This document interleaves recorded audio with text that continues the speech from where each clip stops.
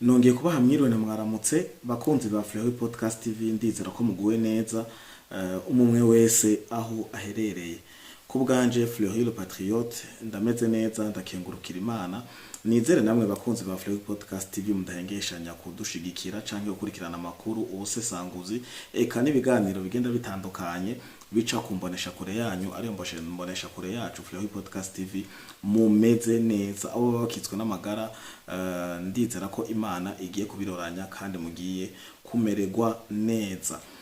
Ndazi ko mukurikirana Fleury Podcast TV muri mu mihingo itandukanye, abari mu Burundi, abari muri Congo, Tanzania, u Rwanda, eka abari mu karere ka EAC muri rusangi, abari muri Afrika, Amerika, Asia, Oceani n'Uburayi. Ndabaha ikaze kandi kuri Fleury Podcast TV nkuko bisanzwe. Hama nari narabibabwiye nkuko nari narabivuze, sindi umuhanuzi ariko narababwiye ati ivya Corneille Nangaa bizorangira bamusheshe, kuko iyi singeso nshasha ya FPR Inkotanyi canke ya za EPDF canke za Uganda canke za Kenya niko bameze. Misi yose bashaka gushika ku kintu bararondera umuntu yoba agaragara nko kumengo sumwe mu bwoko bwabo nkuko bivugwa. Ivyo bwoko bisigaye ari yo deal, isigaye ari byo biyagwa ku mbuga ngurukana bumenyi hirya no hino, eka no mu isi nzima, aho muzosanga kumbonesha kure zigenda zitandukanye za France 24, TV5 Monde, za RFI, za CNN, za Al Jazeera, hose usanga bari mu bintu vy'ubwoko. Ubu rero nta kurya umunwa bisigaye bivugwa ku mugaragaro. Uyu ni Corneille Nangaa, umuhutu, umubantu wo muri Congo, yigize ngo agiye kwiyunga hamwe n'imbwebwe za Sarambwe, inyenzi za Sarambwe za M23. Wewe yatwaye alias Fleuve Congo ariyo AFC, acagira /M23 yibaza ngo bazokorana ngo bashike ikinshasa. Bobo umugambi wabo so gushika ikinshasa, umugambi wabo nkuko nari babwiye no wa balkanisation, no wo kuyiba no kwica, gusesa amaraso, kwica inzira karenganye no guhonya ubwoko bwitwa ababantu hari mu burasirazuba bwa Congo. Vyifashe gute? Ni nyuma yaho nabakoreye ikiganiro ca saa 9 z'ijoro cikibiriraho kibabwira ko hari inama y'ikibiriraho yatumwe ko na Joseph Kabila. Vyagaragaye yari yiriwe ku munsi wose i Nairobi ari mu nama hamwe nabo bavuga ko biyita ko batavuga rumwe na leta ya Congo. Leta ya Congo niyo leta ya Tshisekedi muri no mwanya, kuko niwe mukuru w'igihugu tuzi, niwe mukuru w'igihugu amakungu azi ayoboye RDC, Republique Democratique du Congo. Iyo nama rero nari bashikirije, benshi bagomye bambwira Fleury le Patriote tubwire ya nama watubwiye y'ijoro ya saa 9 z'ijoro yaheze saa 11 zibuca yari mwibiki, yari yo canke vyari bihuha canke vyari bimeze gute? Nico gituma shimye kubakorera ino nkuru kuri no saha ano mango. Ni tariki 17 z'ukwezi kw'icumi. Murabona ko ari mu bukerera n'amasaha atoroshe. Ndabakengurukire kandi cyane mwe mudahengeshanya kuguma mutuvugisha mutwibutsa ibinabiriye. Amakuru rero uko ameze nari narindiriye kuyatororokanya kugira ndabahe amakuru atarimwo agatosi, amakuru y'imvaho. Narababwiye ko jata busesanguzi canke tabufana canke ataki, ariko jewe ndabazanire inkuru ukwiri, kandi inkuru namwe bwo bwanyu mukurikirana Fleury Podcast TV mugiye kuyironderera canke mugiye kusesangura canke ejo canke hirya ejo mwakurikiranye inkuru yaciye ku runo rubuga musanga iyi nkuru ari impamo, iyi nkuru arukuri. Ati rero vyifashe gute? Iyi nama yabaye agasakisaki mwijoro. Nabwiye ko yari yitabwe na Paul Kagame, Museveni, Ruto w'igihugu ca Kenya we yari mu rugo iwiwe, na Joseph Kabila hamwe nabo batavuga rumwe na leta ya Congo yari igamije iki. Iyi nama rero benshi bariko bariyumvira ikirimwo, reka ndabashikirize icavuyemwo. Iyi nama yavuyemo ikintu citwa Mouvement Sauvons la RDC. Mouvement Sauvons la RDC. Ni ihuriro canke groupe canke umugambwe, ariko ni ikintu cakozwe cabumbwe nabo ndababwiye bari bitabiriye iyo nama kugira bahungabanye umutekano, bongere bagwanye leta ya Tshisekedi nkuko nabo nyene bavyivugira mu matangazo canke mu itangazo basohoye canke mu majambo ngo yaranga inama. Abari mu nama bamwe badushikirije amakuru babidushikirije. Bimeze gute rero? Iyi mouvement Sauvons la RDC ivutse mu gihe Corneille Nangaa yiyunze na AFC na M23 afise ikizigizigi cuko bazomufasha gushika Kinshasa ngo atembagaza ubutegetsi bwa president ahari nyene cubahiro Felix Tshisekedi Chilombo Faci Beton. Mu gihe tuzi ko Corneille Nangaa mwese mubizi ko Faci Beton kugira ashikira ubutegetsi, Corneille Nangaa niwe yatwara Commission Electorale Nationale Independante nkuko twe tuvuga seni, nabo barafise seni yo muri Congo. Corneille Nangaa niwe yamushizeho, niwe yaproclame ko Tshisekedi yatsinze amatora, ariko bukeye kuko umwina no kudahuza kuri ibi na biriya acagaruka kandi bona Kabila niwe yamubishije, muravyibuka ko yamuhaye baton de commande, baton de commandement. Corneille Nangaa namuproclame nkuko ari umukuru w'igihugu yatsinze amatora, ariko bose byarangiye nkuko abazungu bavuga ati ça tourner au piment, byarangiye bibaye indugwe, birubaye mu rurazi kuri bo, niho bace bagumuka baca baza gukora ibi bita ngo kugwanya ubutegetsi bwa Faci Beton. Iyi mouvement rero Sauvons la RDC abagaragara ku mpapuro ndanga ihuriro, impapuro ziri officiel. Kabila na Kagame na Museveni na Ruto ntibariko. Iyi ni yame la face cachée y'imigwano yibi bita ngo yibita ngo na movement canke ngo imigambwe canke ibiroberi bigwanya leta ya Tshisekedi. Ni kwa kuboko kutigera kugaragara neza kwa kundi u Rwanda rw'amaruharira iyo amakunga avuze ati u Rwanda imuve muri Congo, agacavuga ati twese iyo turi nuko bama babigenza. Iyi mouvement rero Sauvons la RDC yavutse iri huriro ngoma ndababwire abagaragara ku mpapuro, kandi bamwe ndazi ko mubamenya, abandi nabo baranabatangaza kubona bakiriho kuko ari abari babazi ko bapfuye, abandi batakibaho, abandi bafunzwe, abandi ukuna kuriya. Umuntu wa mbere rero agaragara kuri urwo rutonde rwabo bayoboye canke bari kuri izo mpapuro ndangahuriro n'umuntu yitwa Matata Ponyo Mapone. Matata Ponyo Mapone.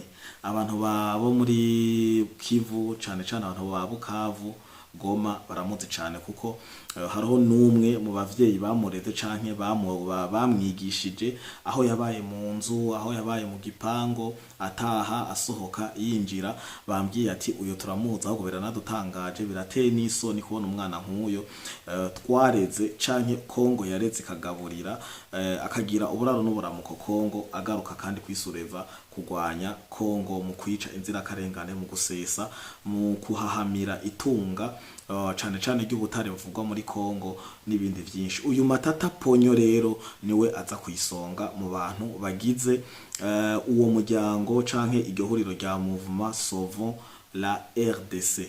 Uwumva ni mouvement, ni ihuriro ngo ryo gukiza canke ryo korokora Republika Iharanira Demokarasi ya Kongo. Uyu Matata Ponyo rero ndababwire ko yabaye n'umushikiranganje wa mbere, uwo bita ministre w'intebe mu gihugu kibanyi cy'u Rwanda ari hakurya ya Kanyaru.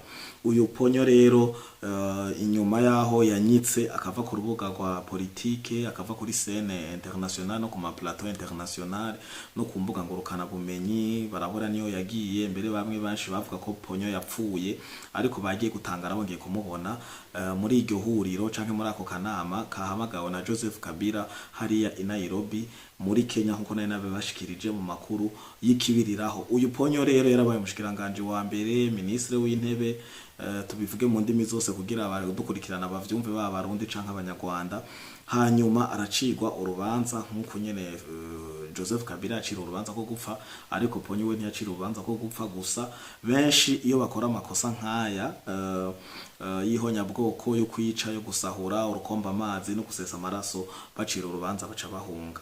Rero babonye ko ubuhungiro ari ukuja gucrea kino kintu citwa ngo Mouvement Sauvons la RDC kugira bagire raison, bagire n'uburemere. Inyuma yaho Joseph Kabila acira urubanza rwo gupfa, yaba go ivyo yagirizwa ari vyo canke ivyo yagirizwa atari vyo. Mugo murize mubona umukuru w'igihugu yahoze atwara Kongo imyaka 18 birangiye yagiye ku muroberi, nuko nawe abafise ico yiyagiriza, ahubwo agiye gufuta ivyaha yagirizwa canke ubwiwe yiyagiriza na masque canke personalite canke identite y'umuroberi.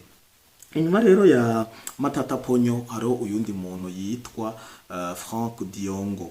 Frank Diongo nawe ari umwe mu bagabo bagaragara nkuko batavuga rumwe na leta ya Tshisekedi. Ni umwe mu baopoza ba Felix Chilombo Tshisekedi. Inyuma ya Frank Diongo hari umugabo yitwa Moise Nyarugabo.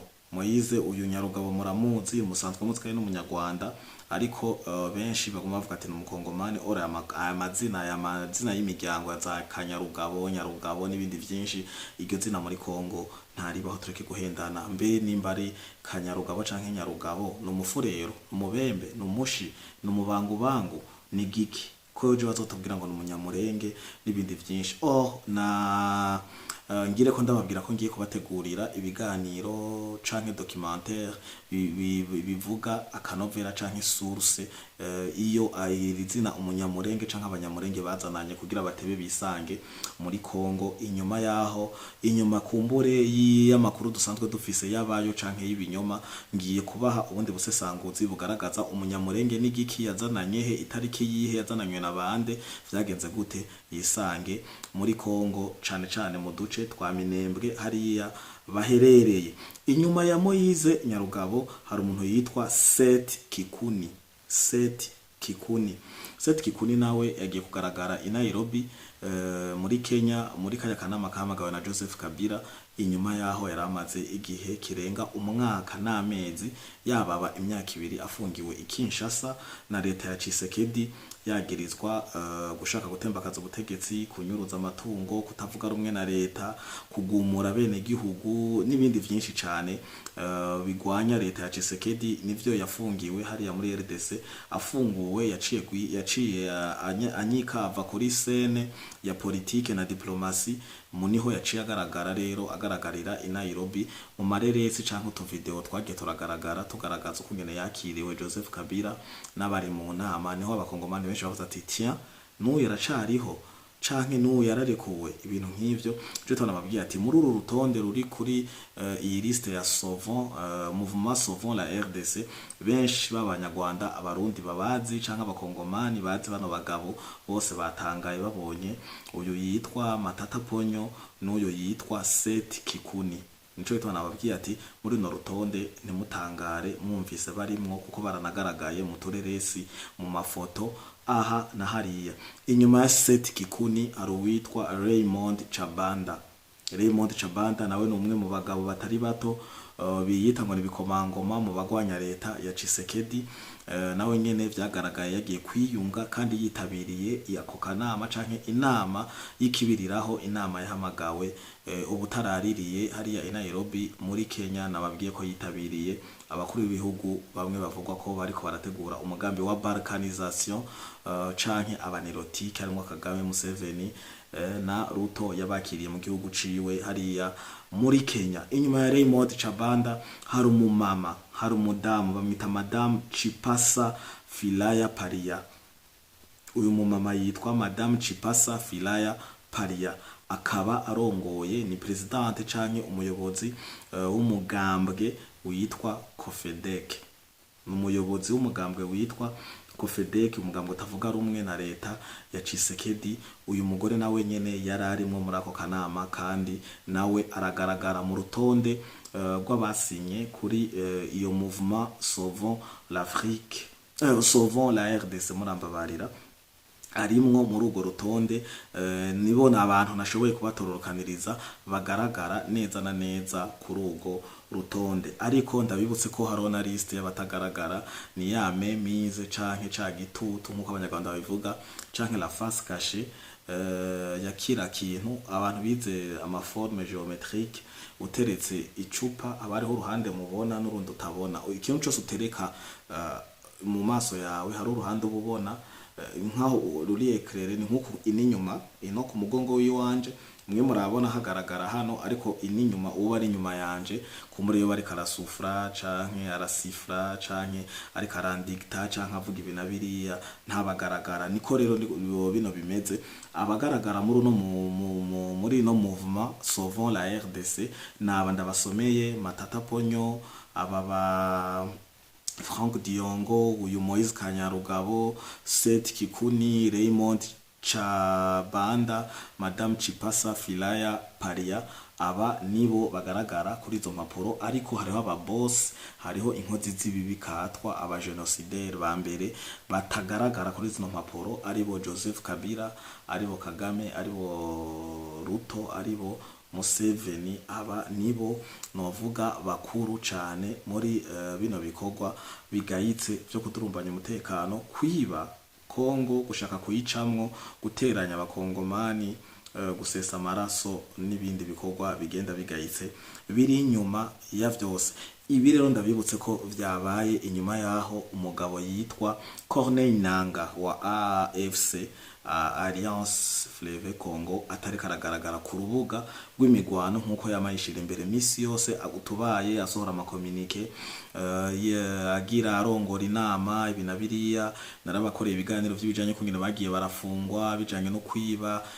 Corneille Nangaa ntavugwa n'ibindi byinshi ndibaza ko mwese mushoboye kumpinyuza Corneille Nangaa ntari karavugwa cyane muri izi ngamba yarasanzwe arimwo aho we mu majambo yavuga ati objectif ni gushika Kinshasa tukakuraho Felix Tshisekedi aho M23 nayo idafise iyo mbono canke idafise uwo mugambi yoyo ari kugira igihugu cabo ca Grand Katanga canke ca Kivu Nord na Kivu Sud ariho bamaze gufata bigaruriye akarere ka Goma na Bukavu babiguze amafaranga ibi navyo bikaba vyakozwe na Joseph Kabila ko yarajya abakomanda canke aba general canke aba general major bariyetena n'abandi bari muri burya burere bafashe Kabila ariyo yabahaye amafaranga atari makeyi ndamaze kuyumva ariko sindatohoza neza menye ko ibi ari vyo ninabimenya nzoca nza ndabakorera ikiganiro ndababwire ukungene n'amazina y'abamwe bamwe ba general bamwe abakomanda bamwe butwo turere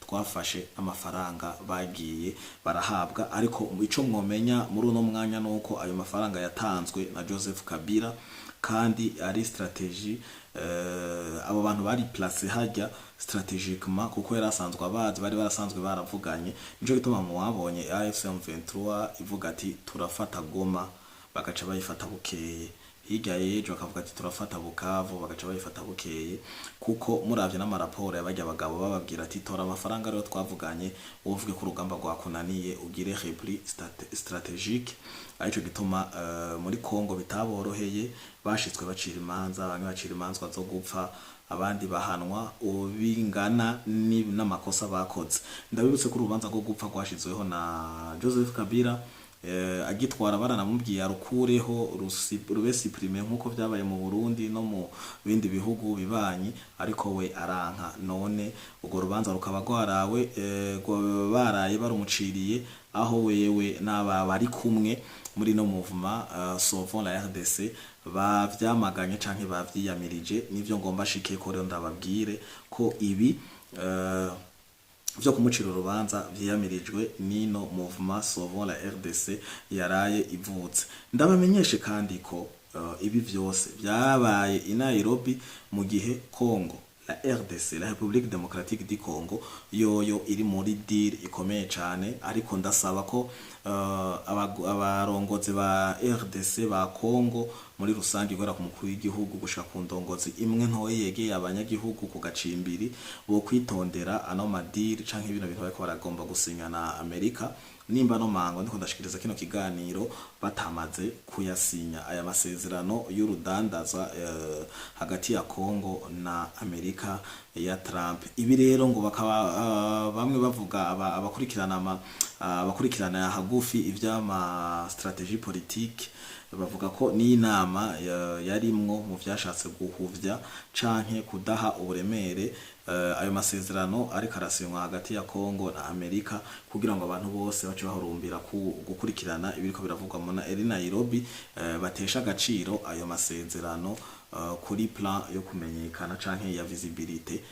Aba ni bamwe mu aba stratege ba politique bashikirije ano makuru bambwira ati Fleury umenye ko ivyo vyose utwo tunama ivyo byose barahora tubwira vyarebe biraba mwijoro babikoze gihuti kugira bongere bazimagize iyi nama canke aya masezerano Kongo yagiye biyago vy'amasezerano Kongo yagiye kugirana na Amerika hariya muri leta zunze ubumwe za Amerika kwa Donald Trump.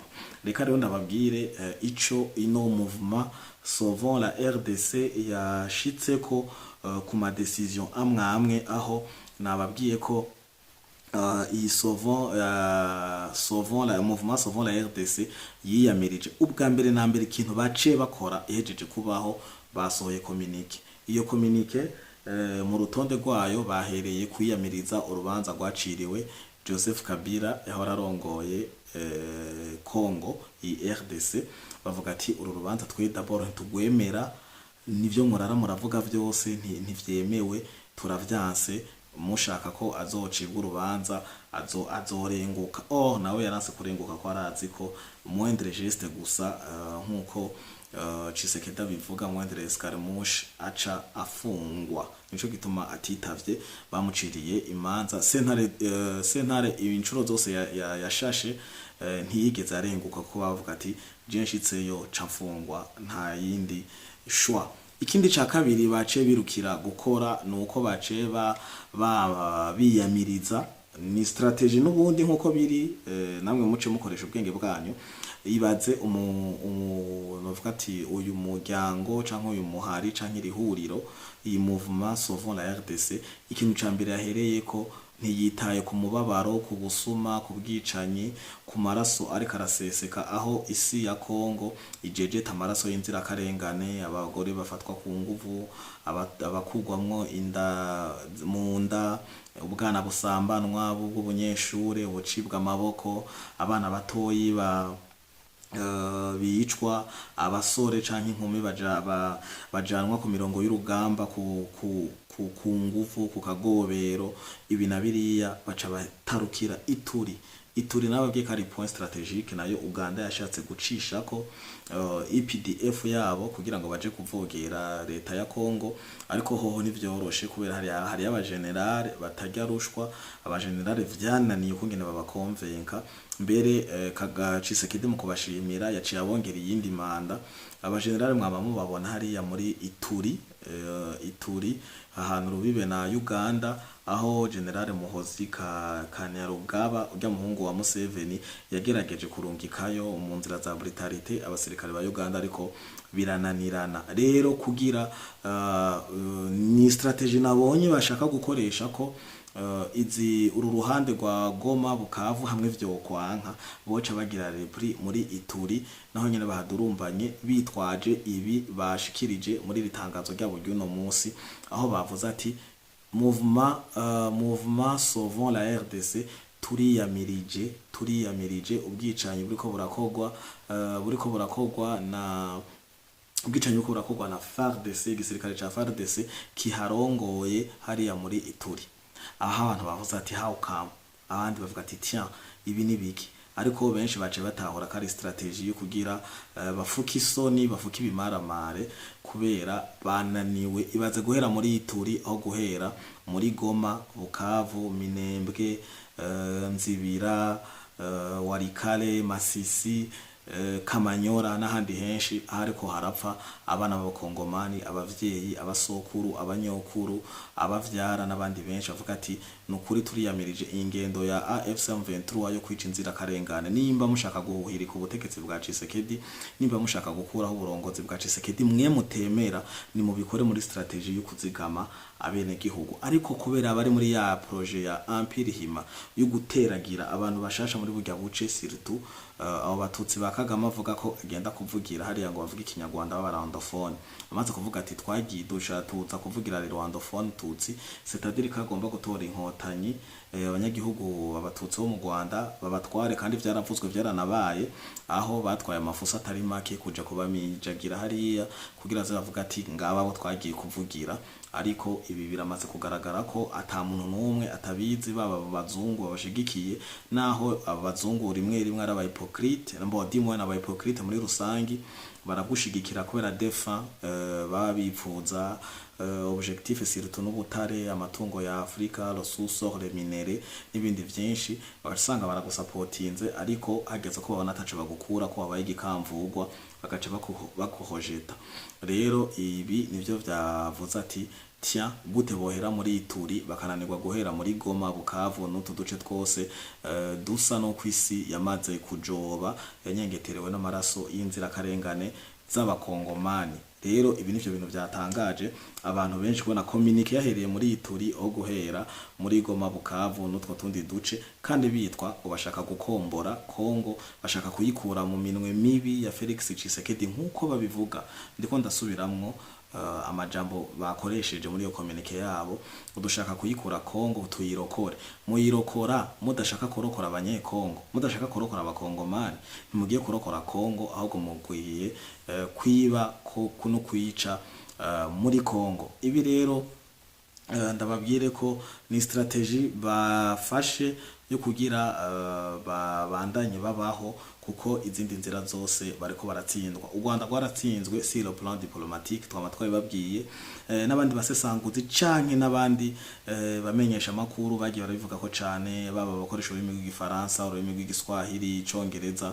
Imbuga ubu ni nyinshi zahagurutse kugira zivuganire Kongo inzira karengane kandi zisesangure n'ibijanye n'intambara ataho zihengamiye. Aba nabo bakaba bemeza neza ibi na jewe sanzwe ndiko ndabashikiriza. Rero amakuru ajanye n'iyo nama yabaye muri iryo joro nayo iki kiganiro ndagikoze kugira ntunganirize abanywanyi n'abakunzi ba Fleury Podcast TV bagumye bamisaba bambwira ati mwaradukoreye ikiganiro mu ijoro cikibiriraho arivyo twita live, ariko ntitwamenye ivyavuyeho. Ego mwaratabaje muravuga ko hari inama iri kiraba itari nziza igamije ifise umugambi mubi, ariko ntitwamenye icavuyemo. Ivyavuyemo nivyo nuko Corneille Nangaa ari repoussé, basa no kumengo bamwigije inyuma, nuko havutse iyo mouvement Sauvons la RDC murantunga, hanyuma bamaganye canke biyamirije urubanza rwaciriwe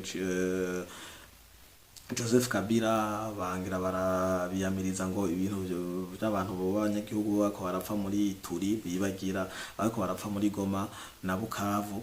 Muri rusangi nivyo nobabarira amakuru mu ncamake ajanye n'inama n'ivyavuyemo nivyo. Rero nkuko bisanzwe reka nkengurukire abakunzi n'abanywanyi ba Fleury Podcast TV, ndabakengurukire cyane mwe mwamaze kugira sabone canke subscribe. Shimire na mwebwe mufatiye bino biganiro hagati bivanye nuko hari inshuti canke umugenzi yabarongikiye link canke mwagifatiye hagati kino kiganiro. Nimwibuke kugira sabone canke subscribe n'agakengeri kari ngaha munsi, muragafyonda ko kagaca kaza ragakengeri, mugaca muhitamo hajya handitse toute notification kirabura, hama muce muha musangiza abandi kugira bino biganiro bishikire abarundi n'abarundikazi n'abandi bagira amahirwe yo kumva runo rurimi benshi cane. Dukanguke dutegure mu mutwe, twivyukiranye, tumenye n'urugamba turiko turagwana ugwarigo. Hama nongera ndabahamagarira kugira subscribe kuri Ingoma magazine kugira rugya rubuga nago turukuze ejo canke hirya ejo nihagira ivyo bakora nk'ivyo bakoreye bajya abandi nababwiye mu Rwanda. Ntashaka kuguma mvuga kuko ucumengo niko ndabamamariza canke ndabagirira ama publicité babagiriye. Hamwe vyoshika runo rubuga rukugagwa canke rugafutwa, tube dufise urundi rubuga tuzohurirako. Ndakunze kubivuga cane mu mpera z'ibiganiro, ariko ndabona ko rugero rubuga rutariko rurakura uko muri no mwanya turiko turavugana rumaze kuronka ababone umengo nimbara amajana 2. Uravye iyi ifise ababone 9,000. Hamwe mwogira courage yo kuja kugira subscribe na hariya twotangura gushaka ibiganiro bijanye narababwiye hari ibiganiro tugiye gutangura gukora cane kugendera abatumire. Hari umugwi w'abatumire uri ngaha mu gihugu cacu ciza cy'u Burundi, bazi amateka cane ya biriya bihugu, izo strategie zose. Hanyuma na vya biganiro vyitwa nashaka iganiro babwira citwa tubafukure, kizoba gica kuri urubuga rwa Ingoma magazine nkuko bisanzwe. Nico gituma turiko turabahamagarira kuja kugira sabone canke subscribe kuri urwo rubuga kugira twagure umuryango. Rero mwarahezagiwe, nama nababwiye kenshi ndeke kubicisha amajambo, nta Fleury Podcast TV atamwebwe, kandi ndizera neza ko bino ari ibintu bitahuritse. Hama mwarahezagiwe cyane aho umwe wese aherereye mu mfuruka zine z'isi, turabahaye ikaze kandi murakoze, turabakunda cyane. Ciao ciao.